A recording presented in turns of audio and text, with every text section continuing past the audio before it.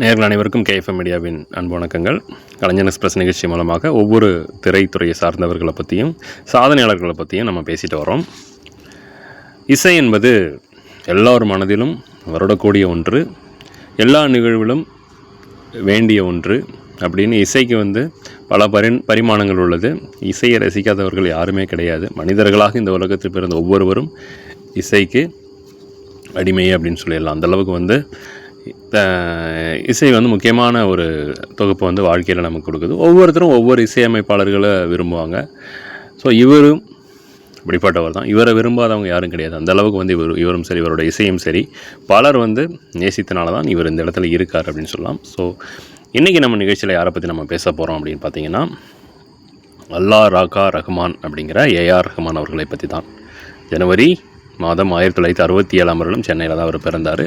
இசை புயல் அப்படின்னு எல்லாதனாலையும் கொண்டாடப்படுகிற ஒருவர் தான் ஏஆர் ரஹ்மான் அவர்கள்.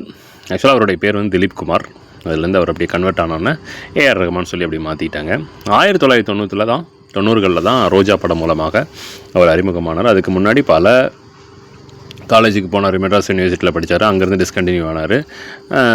இசை மேலே ஈடுபாடு கொண்டதுனால, அவருடைய அப்பாவும் ஒரு இசை கலைஞர் தான். அதனால் இவருக்கும் அந்த ஈடுபாடு வந்ததுனால இவர் ஒரு கீபோர்டு கம்போசராக வந்தார். அதுக்கு நிறைய இசையமைப்பாளர்கிட்ட கம்போசராக ஒர்க் பண்ணியிருக்கார். பார்த்திங்கன்னா MSV, விஜயபாஸ்கர், இளையராஜா, ஜாகிர் ஹுசைன், இப்படி பல்வேறு இசையமைப்பாளருக்கு கூட ஒர்க் பண்ணியிருக்காரு. அதனாலேயே இவருக்கு அந்த கீபோர்டு, ஹார்மோனியம் வாசிக்கிறது எல்லாமே தத்ரூபமாக அவங்க கூடயே இருந்து கற்றுக்கிட்டதுனால இசைக்கான அந்த ஞானம் அதிகமாச்சு. சொல்லப்போனால் மலையாளத்தில் ராம்ஜி ராவ் ஸ்பீக்கிங்னு ஒரு படம் வந்துச்சு. நல்ல படம் அது. தமிழ்லேயும் அதே படம் வந்தது. ஆனால் மலையாளத்தில் அந்த படத்துக்கு கம்போசராக இருந்தது ஏஆர் ரஹ்மான் தான். சரிங்களா? ஸோ அப்படிப்பட்ட ஏஆர் ரஹ்மான் பல திரைப்படங்களில் நமக்காக கொடுத்துருக்காரு. இப்போ சொல்லணுமா, பாம்பே, காதலன், திருடா திருடு, gentleman, Kizhakku Cheemayile Karuthamma, Indira, duet, love birds, Mudhalvan, அதுக்கப்புறம் இப்போது ராயன் வரைக்குமே நிறைய படங்கள் இருக்குது. ராயன் வரைக்குமே அவர் கொடுத்துருக்காரு. அது போக தில்சே, ஸ்லம்டங் மில்லியனியர், இப்படி பல படங்கள் பாலிவுட்டில் கொடுத்துருக்காரு. ஹாலிவுட்லேயும் திரைப்படங்கள் அவருடைய இசை கொடுத்துருக்காங்க. இப்படி பல்வேறு படத்துக்கு இசையமைச்சிருக்காரு. ஸ்லம்டங் மில்லியனியர் படத்துக்கு தான் 2 ஆஸ்கர் அவார்டை அவர் பின்னணி இசைக்காகவும் சிறந்த இசையமைப்பாளருக்காகவும் அந்த அவார்டை வாங்கினார். ஸோ அது எல்லாத்துக்குமே தெரியும். இந்தியாவினுடைய ஆஸ்கர் நாயகன் என்று அழைக்கப்படும் இசைத்துறையில் ஏஆர் ரஹ்மான் அவர்கள் தான். ஸோ அவருடைய உழைப்பு அந்த அளவுக்கு இருந்தது அப்படின்னு சொல்லலாம்.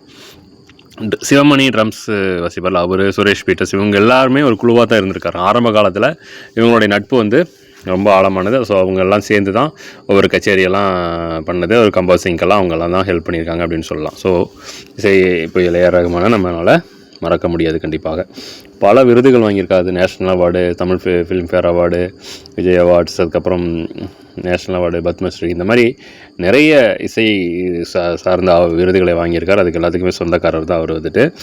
தமிழ், ஹிந்தி, மலையாளம், கன்னடா, அதுக்கப்புறம் இங்கிலீஷ், தெலுங்கு போன்ற பல்வேறு மொழிகளில் இசையமைச்சிருக்காரு. குறிப்பாக சொல்லணும்னா வந்தே மாதரம் பாடல்லாம் யாருனாலையும் மறக்க முடியாது. உண்மையாலுமே தாய் மண்ணே வணக்கம் அந்த பாடல் ஏஆர் ரஹ்மானுக்கு சொந்தமானது. உண்மையாலுமே நாட்டுப்பற்று உள்ள எல்லாருக்குமே ஒரு உணர்ச்சிகரமான ஒரு பாடல். அந்த பாடல் அந்த வரிகளால் இன்னும் நம்மளால் மறக்க முடியும். தாயே உன் பெயர் சொல்லும் பொழுது இதயத்தில், அந்த மாதிரி வரிகள் அது ஏஆர் ரஹ்மானை எழுதி அவரே பாடி கம்போஸ் பண்ண அந்த பாடல் எங்கே போட்டாலுமே அது உயர்ந்து நமக்கு ரசிக்கக்கூடிய ஒரு பாடலாக இருந்தது. ஒரு தேசப்பற்ற நல்லா உணர்த்தக்கூடிய ஒரு பாடலாக அந்த பாடலை அவர் வடிவமைச்சிருந்தார். ஸோ அவர் பர்சனலாக சொல்லணும்னா ரொம்ப குவைட்டான ஆள், அதிகமாக பேச மாட்டார். ரொம்ப ஆன்மீகம், சூஃபி அப்படிங்கிற அந்த ஆன்மீக பட்டம் ஒன்று இருக்குது நம்ம இஸ்லாமியில். அது இருக்குது, தெரியும் எல்லாத்துக்கும். ஸோ அந்த ஒரு ரீஜனை கடைபிடிக்கக்கூடியவர் நம்மளுடைய ஏஆர் ரஹ்மான் அவர்கள். அதனால் நிறைய பேருக்கு அவரை பர்சனலாக பிடிக்கும். ஏன்னா அந்த ஒரு குவைட்டாக இருப்பார். என்ன கேட்குறமோ அதுக்கு மட்டும் பதில் சொல்லிவிட்டு அப்படி போவார். தேவையில்லாத சர்ச்சைகளுக்கெல்லாம் இடம் கொடுக்க மாட்டார்.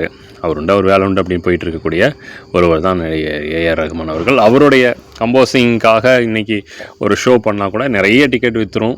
கூட்டம், க்ரௌடு எல்லாமே அதிகமாகும். அந்தளவுக்கு பெயர் பெற்று விளங்கும் ஒரு கம்போசர் தான், ஒரு மியூசிக் டைரக்டர் தான் ஏஆர் ரஹ்மான் அவர்கள்.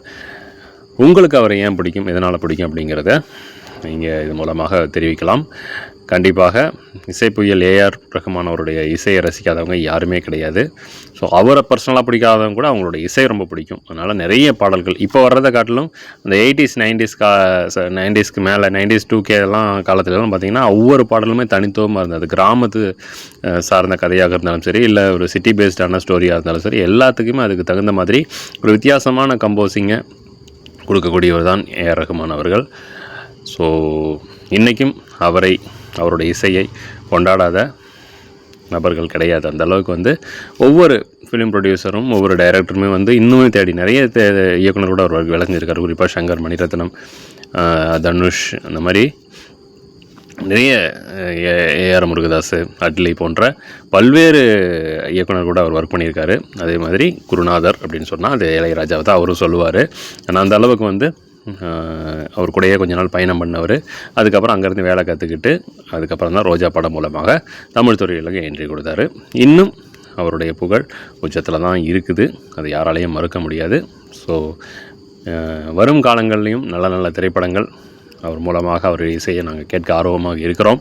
ஸோ கண்டிப்பாக நான் இன்னும் நல்லா நிறைய படங்கள் தரணும் சார், காட் பிளஸ் யூ அப்படின்னு நாங்களும் சொல்லிக்கிறோம்.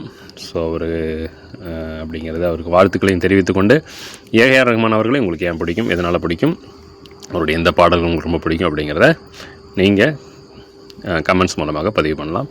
மீண்டும் மற்றும் ஒரு நபரை பற்றி வரும் வாரத்தில் பேசுவோம். நன்றி, வணக்கம்.